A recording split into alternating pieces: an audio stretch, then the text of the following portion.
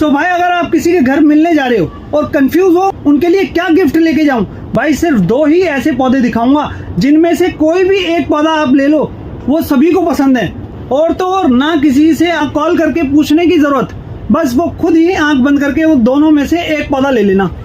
सो भाई पहला प्लांट है एग्लोनिमा। ये इतना मस्त प्लांट है, सबसे अच्छा फॉलिएज वाला प्लांट है। और तो और इसका कलर देखो, कलर देखने से बनता है भाई।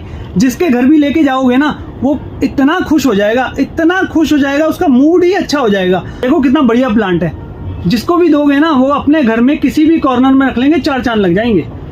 दूसरा प्लांट है गुड लक बैम्बू। भाई ये गुड लक बैम्बू ना कटलीफ गुड लक बैम्बू है। अब मैं ये बता रहा हूँ, ये प्रॉस्पेरिटी एंड प्रोग्रेस के लिए होता है। ऐसा कोई है ही नहीं जिसको ये प्लांट पसंद नहीं है।